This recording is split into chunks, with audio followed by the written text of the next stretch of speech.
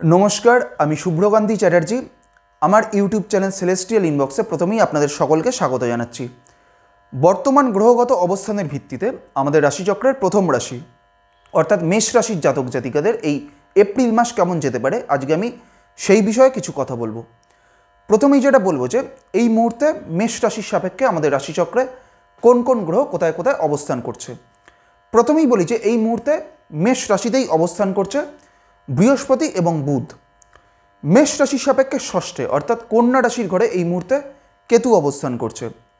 मेष राशि सापेक्षे एकादशे अर्थात कुम्भ राशिर घरे এই মুহূর্তে मंगल एवं शनि एकत्रे अवस्थान करছে এবং आगामी 23 एप्रिल मंगल चले आसবে कुम्भ থেকে मीन राशिर घरे अर्थात मेष राशि सापेक्षे मंगल चले आसবে एकादश থেকে द्वादशे।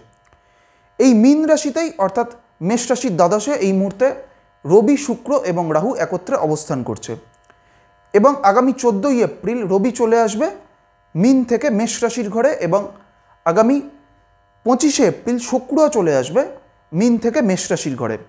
आबार अपर दिके जे बुध এই মুহূর্তে मेष राशिते अवस्थान करছে সেই बुध बक्री হয়ে চলে আসবে आगामी 9 एप्रिल मेष राशि থেকে मीन राशिर घरे। प्रथमेই আসছি আমি मेष राशिर जातक जातिकाদের এই एप्रिल मास शारीरिक दिक থেকে मेष राशिर जातक जातिकाদের केमन जेते पारे। जेहेतु এই মুহূর্তে मेष राशिर क्षेत्रे षष्ठ भावे केतु अवस्थान करছে সেই কারণে मेष राशिर जातक जातिकाদের এই সময় বা এই एप्रिल मासे विभिन्न অ্যালার্জেটিক কোনো সমস্যা বা ইনফেকশন জনিত কোনো ধরনের সমস্যায় ভোগার কিন্তু একটা প্রবণতা থাকবে এবং এর পাশাপাশি মেষ রাশির জাতক জাতিকাদের ব্লাড রিলেটেড কোনো ধরনের সমস্যায় ভোগারও কিন্তু একটা সম্ভাবনা এই সময় দেখা যাবে। বিশেষ করে মেষ রাশির জাতক জাতিকাদের যাদের হাই ব্লাড প্রেশার রয়েছে তাদের ক্ষেত্রে কিন্তু এই সময়টা বা এই এপ্রিল মাসটা কিন্তু যথেষ্ট তাদের সতর্ক কিন্তু থাকতে হবে। মেষ রাশির জাতক জাতিকাদের অর্থনৈতিক দিক থেকে বা আর্থিক দিক থেকে এই এপ্রিল মাস কিন্তু সামগ্রিকভাবে খুব একটা ভালো যাবে না। এর কারণ হচ্ছে মেষ রাশির ক্ষেত্রে দ্বিতীয় পতি অর্থাৎ আয় ভাবপতি শুক্র এই মুহূর্তে দ্বাদশ ভাবে অর্থাৎ ব্যয় ভাবে রাহু যুক্ত হয়ে অবস্থান করছে। সেই কারণে মেষ রাশির জাতক জাতিকাদের আর্থিক দিক থেকে কিন্তু একটা স্টেবিলিটির অভাব এই মাসে থাকবে এবং বিশেষ করে একটি কথা বলবো যে এই সময়টা কিন্তু মেষ রাশির জাতক জাতিকাদের আর্থিক দিক থেকে একটা অর্থ খরচের পরিমাণ কিন্তু যথেষ্ট পরিমাণে এই এপ্রিল মাসে বাড়বে। মেষ রাশির জাতক জাতিকাদের কর্মজীবনের দিক থেকে এই এপ্রিল মাস কিন্তু খুব একটা ভালো সময় নয়। এর কারণ হচ্ছে মেষ রাশির একাদশ ভাব অর্থাৎ সাফল্যের ভাবে মঙ্গল এবং শনি অবস্থান করছে। যেহেতু এই মঙ্গল এবং শনি পরস্পরের শত্রু গ্রহ সেই কারণে মেষ রাশির জাতক জাতিকাদের কর্মজীবনের দিক থেকে কিন্তু এই সময়টা একটা নেতিবাচক প্রভাব পড়বে। সেই কারণে মেষ রাশির জাতক জাতিকাদের তাদের কর্মক্ষেত্রে বা তাদের কেরিয়ারের দিক থেকে এই এপ্রিল মাসটা কিন্তু খুব একটা অনুকূল সময় নয়।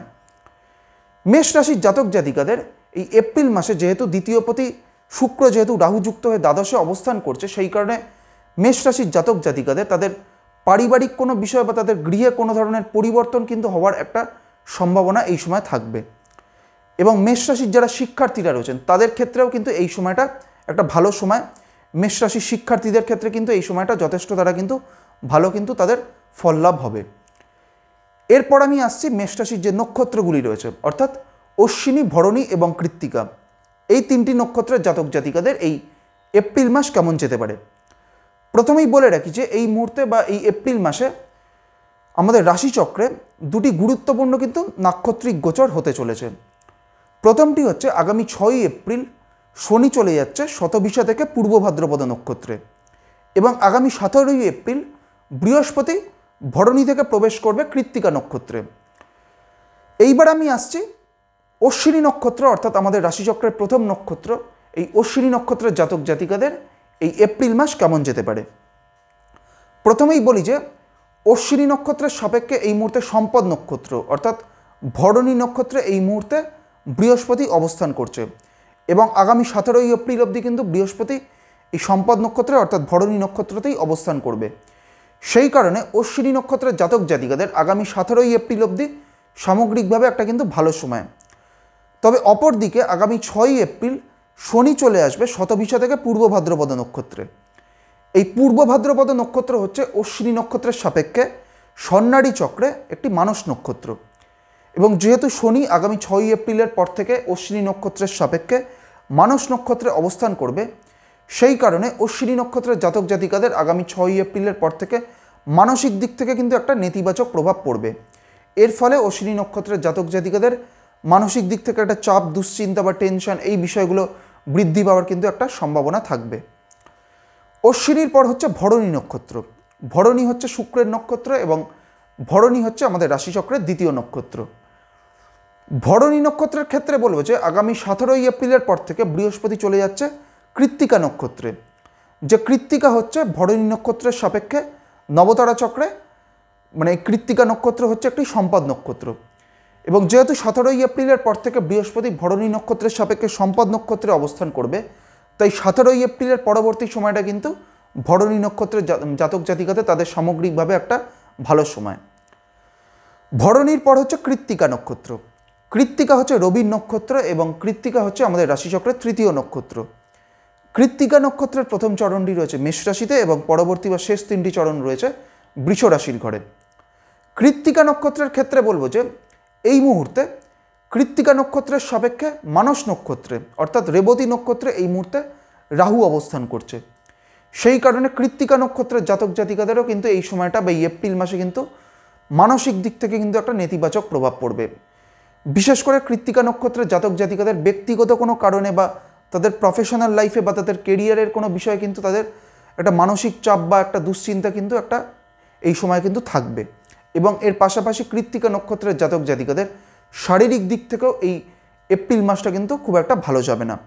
তাই শারীরিক বা স্বাস্থ্যগত দিক থেকেও কৃত্তিকা নক্ষত্রের জাতক জাতিকাদের তাদের কিন্তু যথেষ্ট পরিমাণে সচেতন থাকতে হবে।